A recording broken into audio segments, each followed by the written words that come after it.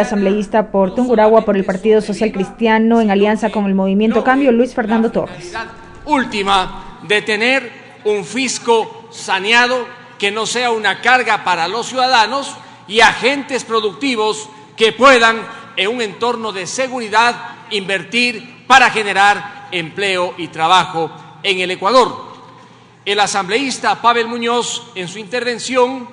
ha formulado varias inquietudes que deben tomarse en cuenta. Una relacionada con el alcance de las reformas previstas en el artículo 32, otra con la aplicación de la disposición general tercera y también aquella que tiene que ver con ese endeudamiento de 18.000 millones de dólares al que se vería obligado el Estado ecuatoriano, según él, de aprobarse estas reformas. En lo que no estoy de acuerdo con el asambleísta Pavel Muñoz es en su apreciación sobre los tratados bilaterales de inversión. No, asambleísta Pavel Muñoz, estuvieron tan mal tomadas las decisiones de denunciar esos tratados después de que había ganado el presidente Moreno, y habrá que descubrir quién dio o autorizó al bloque oficialista en aquel entonces para que denunciara cerca de 10 tratados y uno de ellos el tratado con los Estados Unidos, tratado bilateral de inversiones. Pero más allá de estas denuncias está el arbitraje, un tema que tendrá que incorporarse, que hace falta, porque en la ley de alianza público-privadas, tal como está regulado el arbitraje, hay una verdadera trampa para que no vengan, porque se excluye arbitrajes necesarios en el país. Quiero yo esta tarde reflexionar sobre el hecho de que si vamos a aprobar una ley de fomento productivo, que esta ley sirva para que haya libre competencia en el país, en beneficio de los agentes ecuatorianos y no en beneficio de los agentes foráneos. Y voy a poner un ejemplo. Entró en vigencia el 12 de abril el artículo 209 del Código Orgánico Ambiental. Entre el año 2001 y el 12 de abril del 2018, durante más de 17 años, laboratorios ecuatorianos con profesionales ecuatorianos podían competir con laboratorios extranjeros en la realización de estudios de descargas y de vertidos para cerca de 10.000 empresas ecuatorianas. Con la reforma que se hizo al artículo 209 del Código Orgánico Ambiental, esos ecuatorianos que trabajaron durante 17 años compitiendo están excluidos. Ahora solamente pueden trabajar en el país laboratorios foráneos o algunas universidades que tengan ese tipo de laboratorios que no pasan de 2. Me pregunto yo, ¿cómo se puede tratar así a los ecuatorianos que trabajaban, que tenían ganancias y que pagaban impuestos?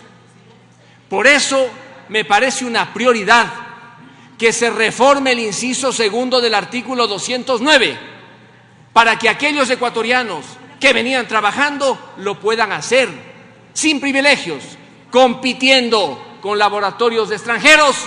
y también con las actividades que puedan desempeñar una o dos universidades. Defendamos lo nuestro,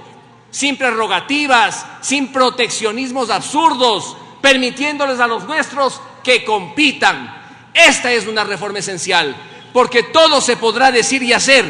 en esta ley de fomento productivo, pero si no se envían señales claras, de nada servirán los cambios, porque habrá muchos ecuatorianos que dirán, sí,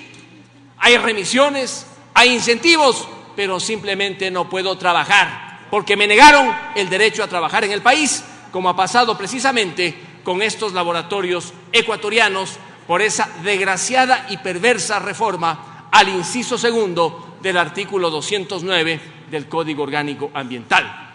En mi tierra, en Ambato, en Tungurahua, existe gran inquietud por parte de los fabricantes de carrocerías. Ellos no quieren privilegios, ellos quieren,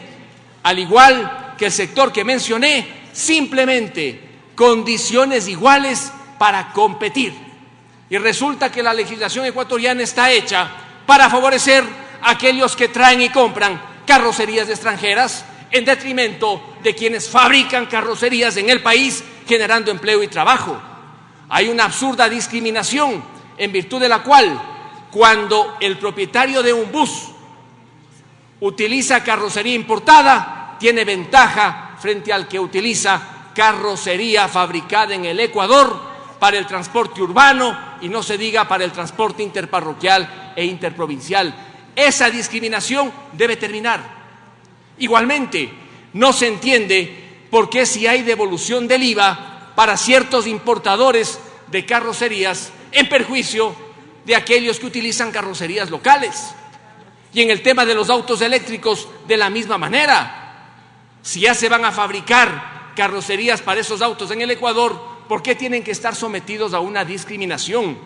Si se quiere transformar un modelo estatista como el que rigió en el país en la última década por uno que privilegie la competencia, el esfuerzo, el emprendimiento, eliminemos ese tipo de discriminaciones y garanticémosles a los nuestros, a los ecuatorianos, que puedan competir en igualdad de condiciones. Y por eso es necesario que se reformen los artículos 66 y 55 de la Ley de Régimen Tributario Interno, como ha sido ya propuesto por el gremio de fabricantes de carrocerías del centro del país y particularmente de Ambato y de Tungurahua. Sí me parece una magnífica señal la que trae el proyecto con la propuesta de derogatoria del artículo 1 de la Ley Orgánica de los Derechos de los Trabajadores. Es que esa ley sirvió para que los jueces de coactiva cobraran las deudas de la compañía, no a la compañía, sino a sus socios, a sus accionistas y especialmente a los minoritarios, a los que no pueden defenderse. Hay casos en este país de socios o accionistas de compañías anónimas, de compañías de responsabilidad limitada, que teniendo el 1%, siendo personas de la tercera edad, están coactivadas por la totalidad de la deuda de la compañía con el IES, con la Corporación Financiera Nacional, con Petroecuador y otras entidades públicas. Cuando el juez de coactivas solamente puede cobrar a los accionistas después de haber levantado el velo societario, el juez de coactivas tiene que demostrar en un proceso judicial que los socios defraudaron, utilizaron la compañía para generar perjuicios dolosos. Solo en ese caso se puede cobrar a sus socios o a sus accionistas. Sin embargo, con una aplicación arbitraria y absurda del artículo 1 de la Ley Orgánica de Derechos de los Trabajadores, los jueces de coactiva no han reparado en cobrar a la compañía, al gerente y a cada uno de los socios, olvidándose que la responsabilidad de un socio o de un accionista es limitada. Por eso invierte una persona en una compañía, porque sabe que si responde, responderá por su aporte, pero no por la totalidad. Está bien esa derogatoria, pero habría que hacer una precisión en la disposición transitoria cuarta, para que todos los juicios de coactiva que todavía están en pie, sin haberse levantado el velo societario, terminen, allí queden.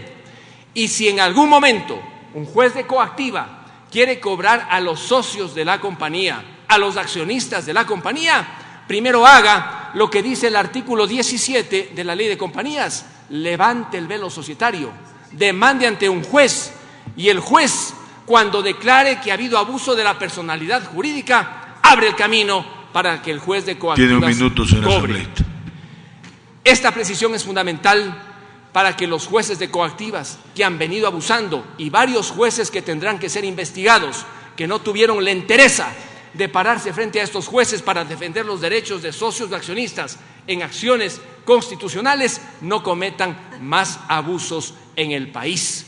Esta ley indudablemente abre el camino para importantes transformaciones, pero no nos olvidemos también de lo que importa en el día a día, con quienes forman parte de compañías, con quienes son productores, como en mi tierra, de carrocerías, Ambato y Tungurahua, o aquellos ecuatorianos técnicos que tienen sus laboratorios y misteriosamente desde el 12 de abril, cuando entró en vigencia el Código Orgánico Administrativo, por el artículo 209 de ese código, ya no pueden trabajar. Muchas gracias. A usted, señor asambleísta, tiene la